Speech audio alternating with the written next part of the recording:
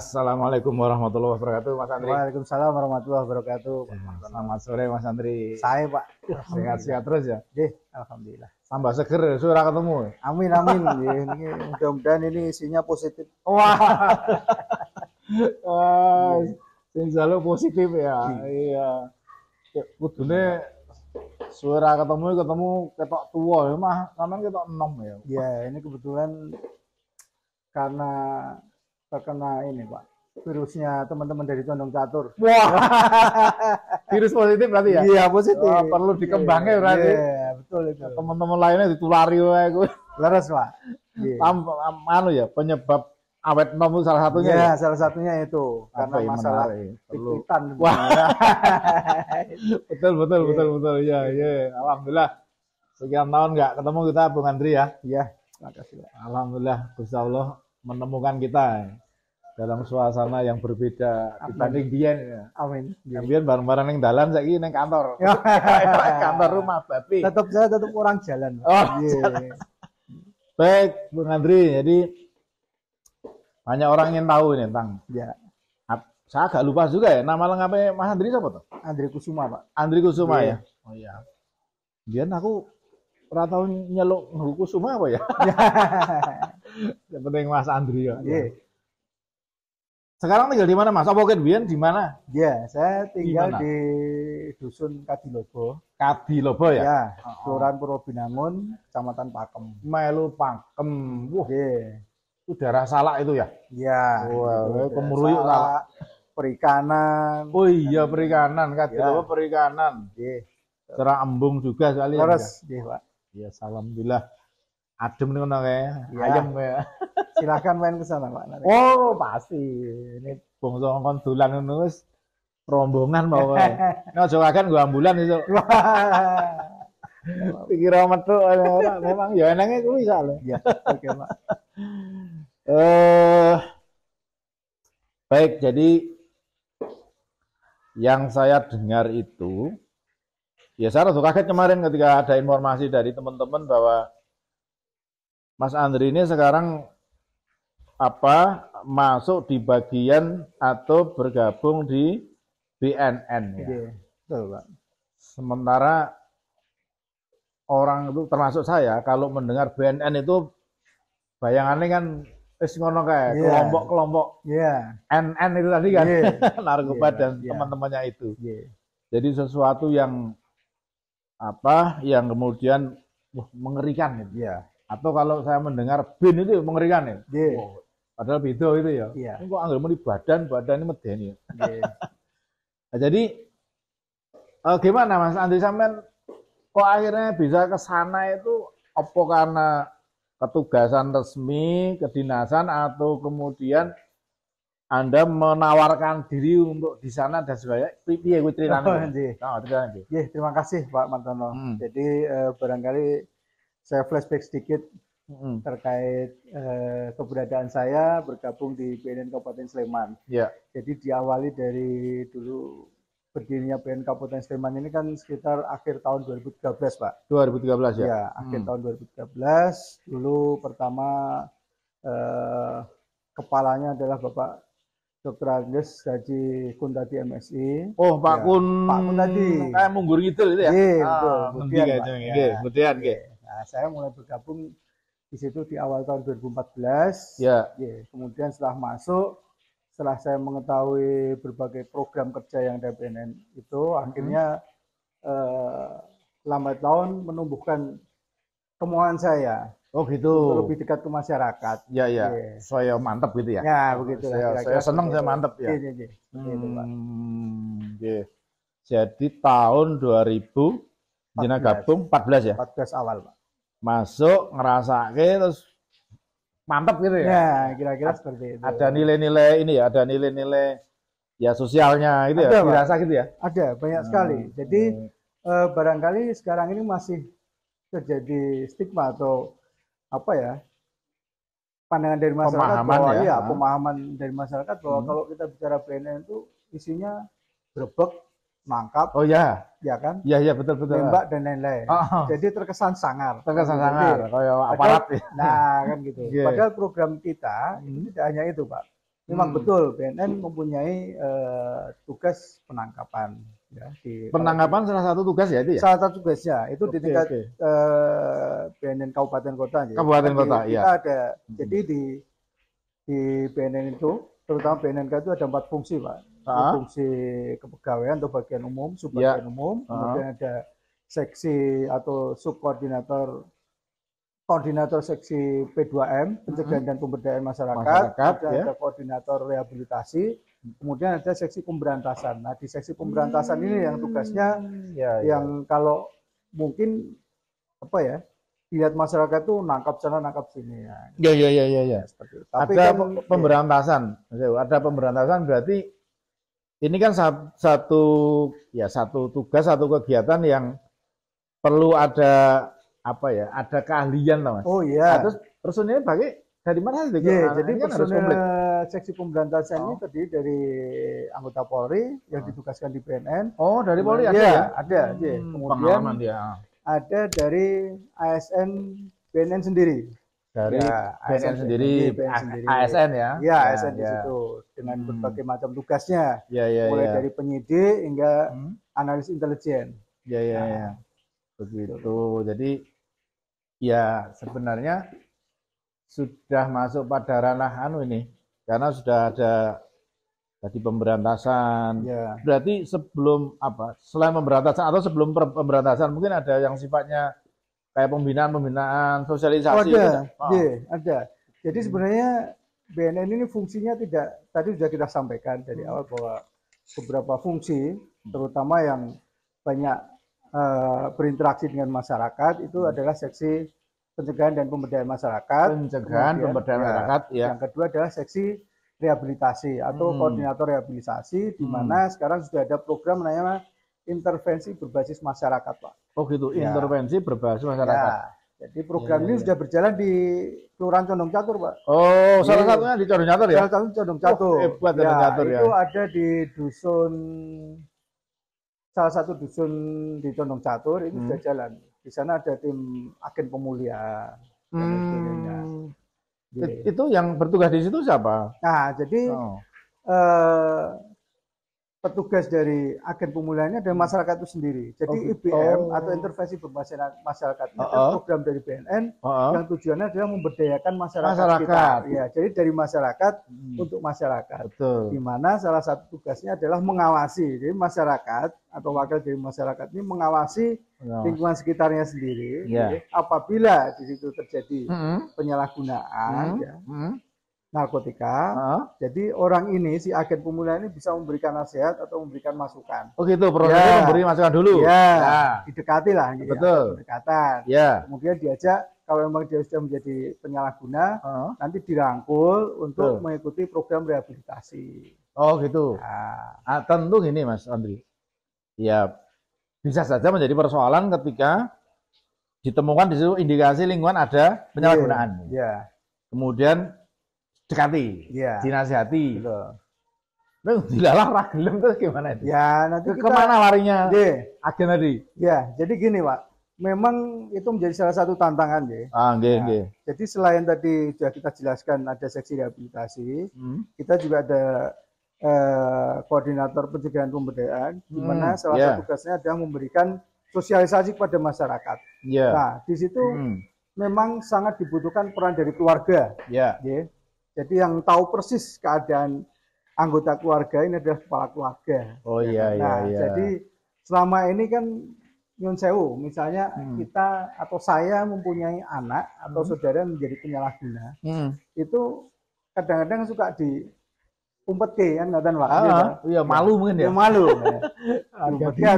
Atau dia diasingkan lah seperti itu. Satu karena malu, yang kedua takut, yang ketiga dianggap aib. Keluarga itu padahal tidak seperti itu.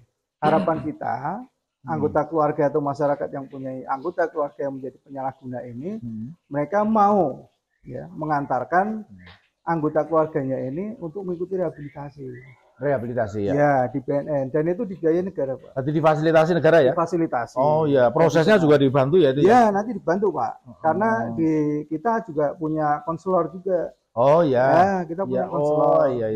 Jadi banyaklah fasilitas atau layanan yang diberikan BNN untuk masyarakat ini. Jadi kita berharap mulai saat ini masyarakat, terutama yang punya anggota yang punya indikasi menjadi penyalahguna, mari silahkan datang ke BNN, ya kan, datang ke BNN Kabupaten Sleman untuk mendapatkan berbagai fasilitas. Betul. Misalnya datang dulu, sampaikan unek-uneknya apa. Misalnya, Pak, kok saya sering pengen pakai obat-obatan misalnya, solusinya seperti apa? Disediakan ya? Iya, jadi kita ada konselornya. Penasihatnya tadi, solusinya dan lain sebagainya. Wah, langsung ke BNN, Sleman? Langsung ke BNN. Kantornya di mana Mas? BNN Sleman? Kantornya ada di Jalan Candisari nomor 14. Itu sebelah di? Selatan lapangan Pemda Sleman, Pak. Lapangan Pemda? Ya. Selatannya? Selatannya. Oh, jadi Wetan Bapeda ya? Wetan ya? Iya. Depannya inspektorat. Oke, di sana. Iya. Wetan, dulu Kulon di Polsek lah ya itu. Betul. Dulu paling barat itu Polsek, kemudian komplek perumahan dinas. Terus kita nomor 2 dari timur. Oke. Silakan nanti Pak Martono beserta teman-teman mau datang ke sana boleh ngobrol-ngobrol. Siap. Terkait program-program kita. Kalau ndelok bal-balan. Gini ya Mas. Iya. Berarti ada evaluasi nggak yang tadi agen tadi kan dalam perkembangan mungkin bulan, tahun kan perlu evaluasi. Ini ada. Kesuksesannya gimana? Itu ada ya? Nah, ini kan baru dilaksanakan di tahun 2021 nih, Pak. Oh ya, mulai 2021. Nah, sekarang sudah running programnya, kemudian 2022 ini kita akan mencoba masuk ke desa lain. Ini ada kaitannya dengan program yang lain, Pak. Betul. Yaitu program Desa Bersih Narkoba. Atau Desa Bersih Narkoba. Wah, setuju aku. Setuju. Yang diinjeng nanti mana? Depok ini? Catur wes ya? Iya. Aku lihat nanti. Kira-kira. Jadi memang Condong Catur ini karena termasuk apa?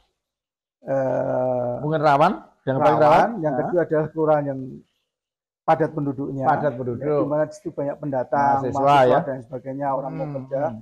Makanya ini harus mendapatkan perhatian khusus. Khusus bukan berarti ada apa-apanya, tapi ini untuk kepentingan semua. Kepentingan semua masyarakat, semua lini. Ya memang Condong Catur. Berita-berita orang ini sering Condong Catur ya. Nah, seperti itu. Enak mau gimana mau gua? Ya mau gua bagian dari Depok. Wah, awal tanggap pelosok banget ya.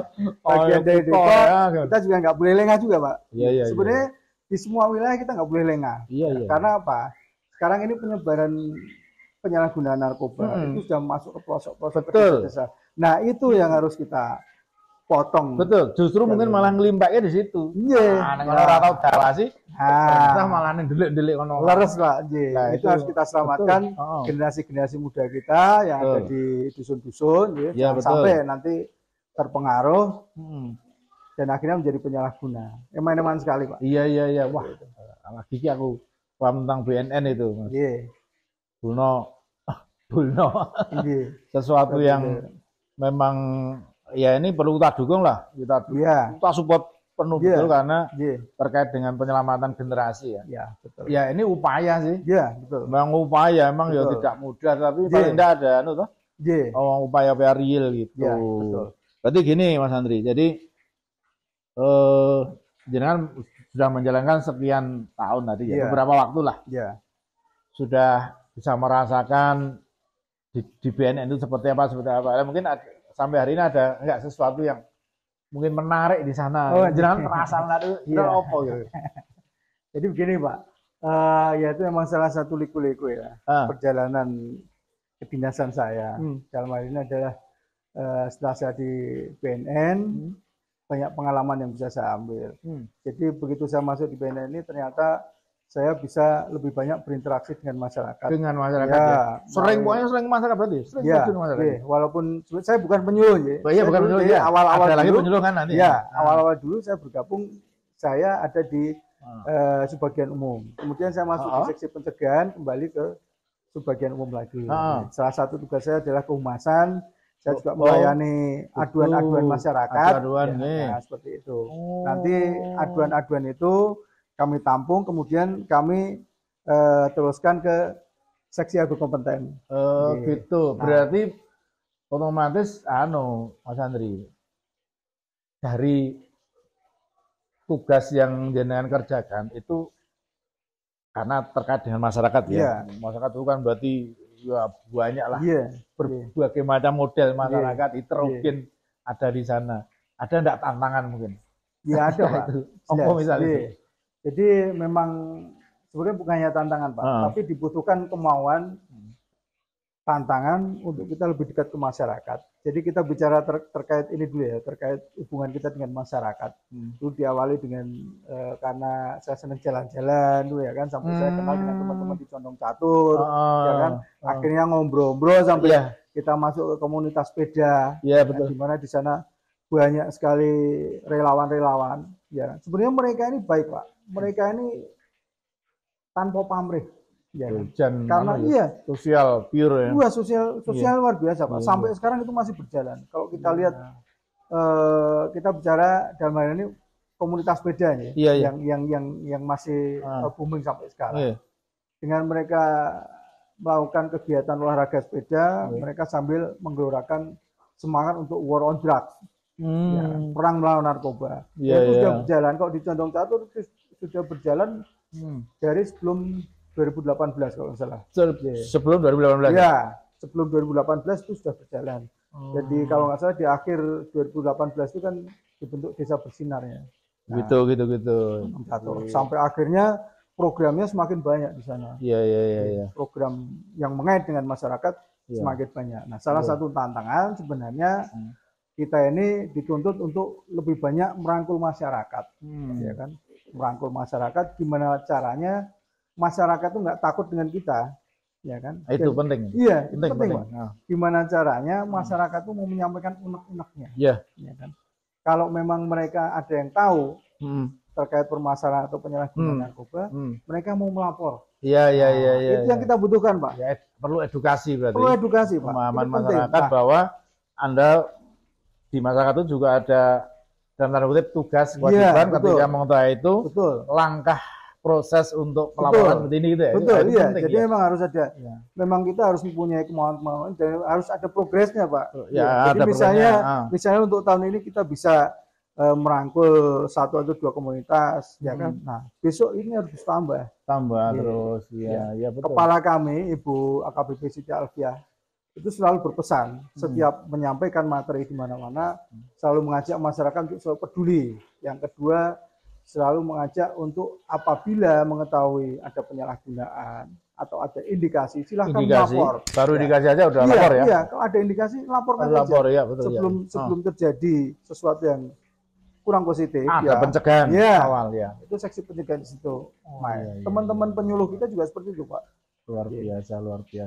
Jadi kalau seperti ini berarti gimana? BNN itu hierarkinya gimana? Anak pusat? Jadi itu. BNN RI, kepala BNN. RI itu ya, pusat ya katakanlah itu. Ya, di mana di sana ada berbagai direktorat, Pak. Kemudian turun di BNNP. Itu provinsi? Berarti provinsi ada ya? Ada. Kemudian paling bawah adalah BNN Kabupaten Kota. DIY ini yang sudah punya? Di DIY ini sampai hari ini satu ada BNNP DIY, DIY kepala Bapak Brigjen Andi Fairan, kemudian ada BNN Kabupaten Bantul, ya, kemudian ada BNN Kota Yogyakarta, terakhir BNN Kabupaten Sleman. Ya, syukurlah jadi silahkan nanti masyarakat bisa memanfaatkan. Ya. Saya kira nanti lewat medsos ini perlu sosialisasi bahwa kita ini ada jalurnya ketika kadang-kadang juga ngeri loh melihat tetangga atau anaknya tetangga, anaknya teman ada indikasi kan, aduh aku piye itu. Nah kalau nggak tahu jalurnya bingung Mas. Tapi dengan ini insya Allah kita sudah punya pencerahan ini ya. Baik. Sehingga kalau saya boleh tanyakan program BNN Sleman itu juga diantara yang jenengan sampaikan tadi ya. Untuk pemberdayaan, untuk sosialisasi, itu program-programnya ya. Oh iya. Wah ini sesuatu sekali lagi sesuatu yang saya kira kita wajib mendukung Mas. Iya betul Pak. Terus kalau ininya, Nun Sewu, berarti maaf ya BNN itu kan vertikal ya? Iya vertikal Pak. Jadi ada BPN itu kan vertikal. Ya. Kemudian apa lagi Mas vertikal tuh? BNPT, BIN. Kalau kementerian Depak Kemenak gitu ya, itu kan keuangan dan sebagainya. Itu terus anggaran yang kabupaten itu gimana? Ikut Pemda atau gimana? Ya, kalau kita BNN ada anggaran sendiri, Pak. Oh, ada sendiri ya? Jadi BNN punya anggaran sendiri untuk melaksanakan program kerjanya. Akan tetapi selain itu kita juga tidak bisa.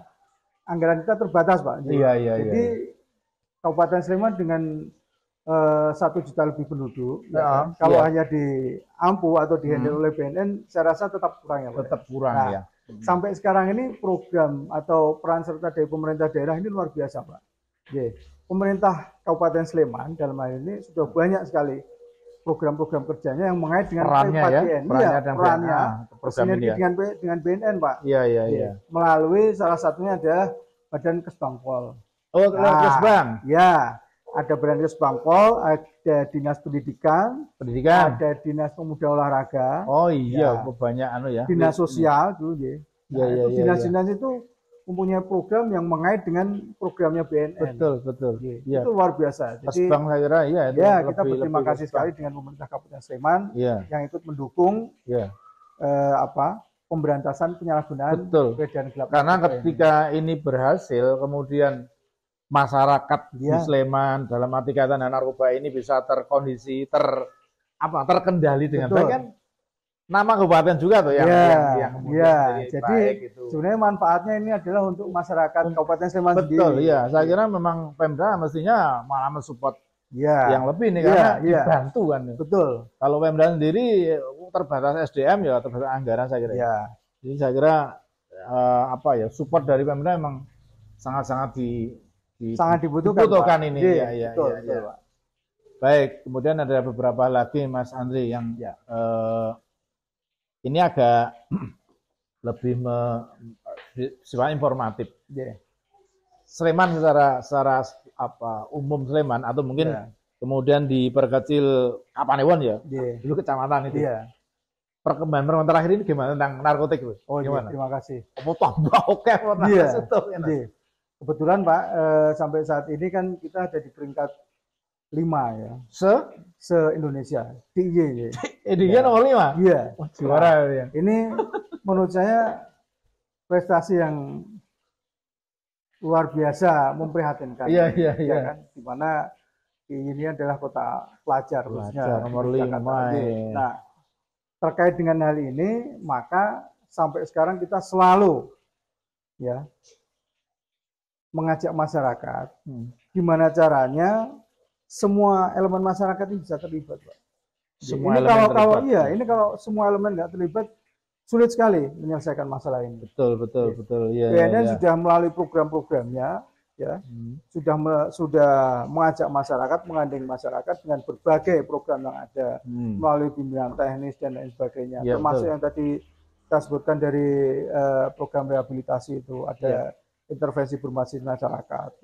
Itu kan sebenarnya kan kita ini ingin memberdayakan masyarakat, kan sebenarnya yang paling tahu itu adalah masyarakat. Misalnya dalam satu pedukuhan, itu mungkin kan di dalamnya ada tokoh-tokoh yang bisa kita andalkan, yang bisa kita ajak berjuang untuk menyelamatkan generasi bangsa ini dari bahaya penyalahgunaan.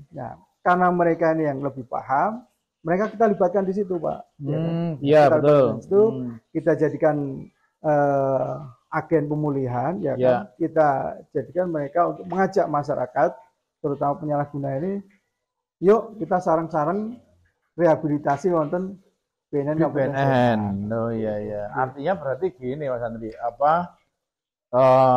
tokoh-tokoh masyarakat dalam hal ini katakanlah pemerintahan terbawah itu kan dukuh kita nggak bisa pemerintah itu. Saya kira memang para dukuh itu juga ini peranannya banyak, Pak. Itu harus disupport betul ya. Selain itu begini, Pak, sebenarnya akan lebih bagus kalau seperti ini. Selama ini kan sekolah, terutama tingkat SMA, SMP, itu kan setiap tahun selalu mengundang BNN untuk menyampaikan sosialisasi dalam rangka pencegahan, motivasi pencegahan penyalahgunaan narkotika di tingkat sekolah. Sebenarnya kalau kita sandingkan dengan desa atau pemerintah desa, sekarang sudah ada sebagian desa itu yang mempunyai satgas, Pak.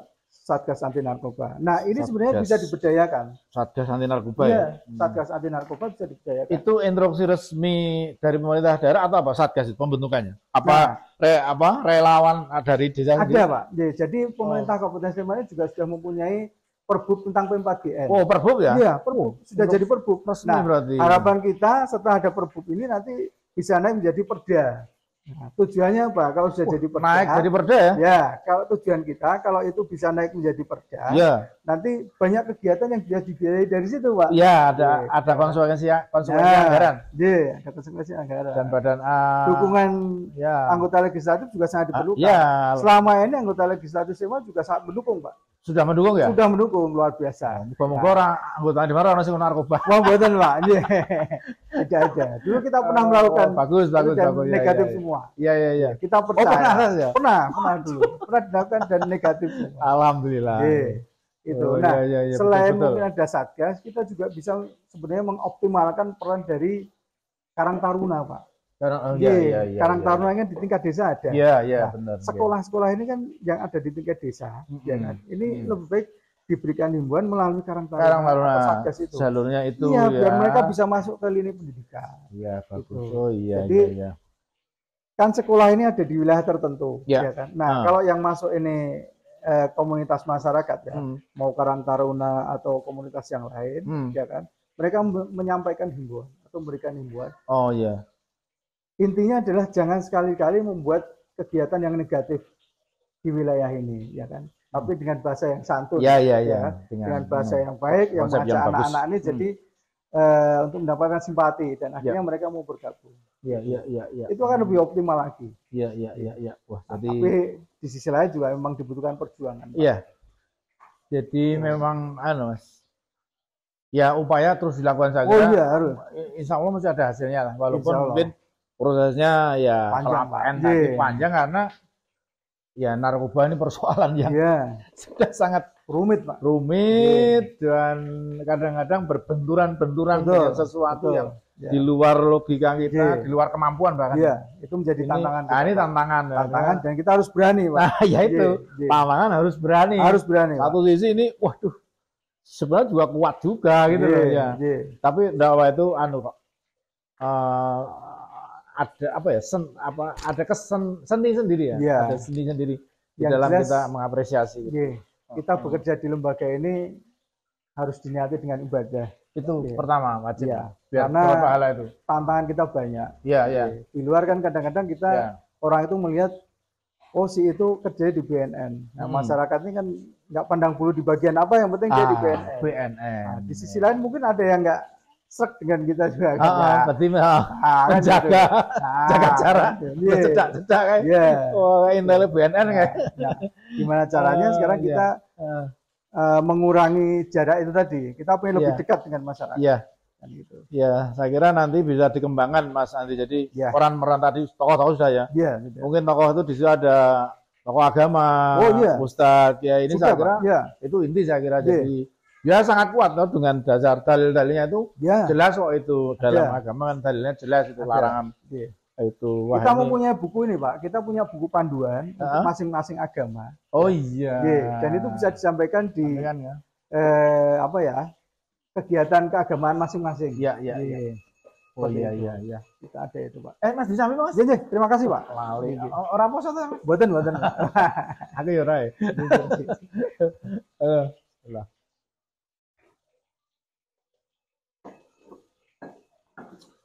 Terus ini Mas Andri, ini bagian-bagian terakhir ini. Iya. Ternyata Mas Asa baru tahu juga jenengan aktivitas gue sepeda dan sebagainya ya. Jadi ketika Gunung Catur ada kegiatan itu, Pak Lurah itu sok gabung ya? Ya, kalau Pak Reno ya, sok ketemu juga ya? Saya sebenarnya kan mengikuti di medsos nih, Pak. Nah, call center yang saya pegang ini kan juga ikut di grupnya Condong Catur. Jadi saya tahu kegiatannya di sana itu apa ya. Ya, salah satunya adalah Jupon. Ya, itu Jumat karena itu hari kerja. Betul. Saya nggak bisa ikut. Yang satu lagi ada tuh? Apa? Saya biasanya hari Minggu saja. Oh, yang Minggu Iya, hari Minggu saja. Kadang-kadang ketemu teman-teman Condong Catur di di Pakem, di Kaliurang, ya tempat-tempat itu. Oh ya. Itu luar biasa. Jadi memang untuk kegiatan ini memang harus ada pelopornya, Pak. Salah satunya Pak Lurah Condong Catur ini luar biasa. Jadi beberapa kegiatan yang dilakukan antara BNN Kabupaten Sleman dengan Kelurahan Condong Catur dalam ini adalah relawan dan komunitas sepeda. Itu kita pernah melakukan touring dalam rangka kampanye anti narkoba. Jauh dulu ya? Ke Malang dulu, Pak. Oh, Malang. Iya. Malang dulu, Pak. Betul. Iya, itu kalau nggak salah 3 hari. Jadi itu perjalanan kita ke sana itu memang tujuannya adalah untuk kampanye anti narkoba. Kampanye narkoba ya. Itu sambutan dari komunitas-komunitas panjang jalan luar biasa. Luar biasa ya. Luar biasa. Iya. Yang kedua adalah kita ke Jakarta, Pak. Ya, benar. Saya bersama tim, bersama teman dari BNN Kabupaten Sleman, mengawal sampai Jakarta, sampai BNN. Termasuk pesertanya, termasuk Pak Lurah itu. Oh iya, gue itu bahasa kamu pentolannya itu. Ampuh ya. Sampai Jakarta, Pak. Itu luar biasa. Itu kalau nggak mempunyai rentek kemauan yang besar, wah nggak mungkin. Untuk menyelamatkan generasi. Ya, dengan metode olahraga bersepeda. Jadi semua kena itu. Iya. Dan akhirnya kan 2018 akhir itu Kepala BNN hadir. Datang meresmikan Desa Condong Catur sebagai desa bersinar. Itu penghargaan luar biasa itu. Iya. Iya. Begitu. Jadi kronologi ini gitu ya. Ya, seperti itu. Saya jadi bangga karena kenapa Condong Catur ditekani BNN pusat. Ada proses tadi ya. Prosesnya panjang, Pak. Jebule Mas Andri barang kurang ada. Wah, saya hanya sebagian kecil sekali. Tapi perannya kan luar biasa.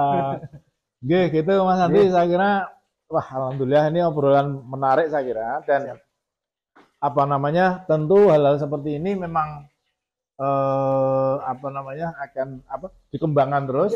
Bahkan saya juga dengar katanya BNN Sleman juga akan membangun kantor tuh gimana gitu katanya.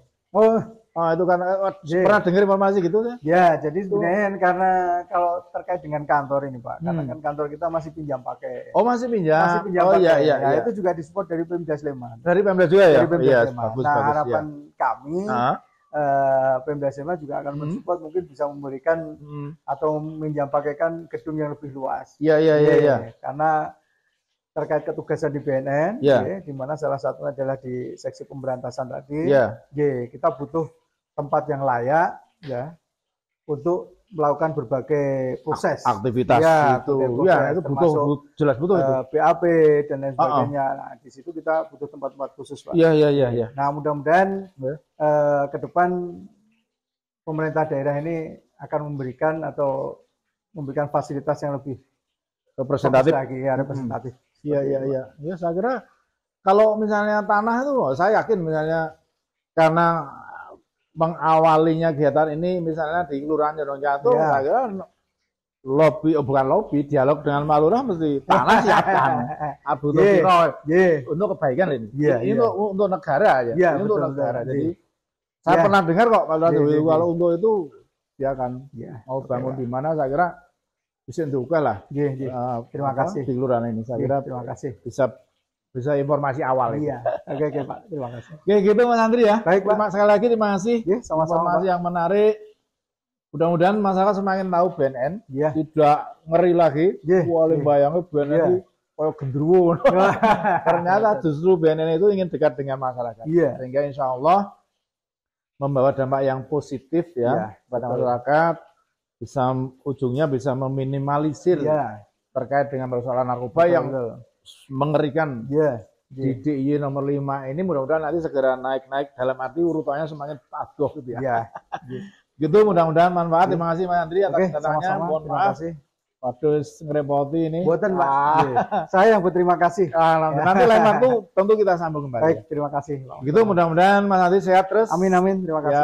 Sukses. Amin. Karier bagus. Amin. Keluarga ayam tentrem. Amin. Terima kasih. Dan seterusnya. Amin. Baik, demikian teman-teman para penonton sekalian, obrolan kami dengan BNN Sleman yang kali ini hadir Mas Andri dan teman-temannya. Mudah-mudahan manfaat obrolan kita ini, beberapa hal nanti bisa ditindaklanjuti. Untuk itu dari kami, Martono, sekian. Tidak lupa kami ucapkan salam kreatif dan salam manfaat. Wassalamualaikum warahmatullahi wabarakatuh.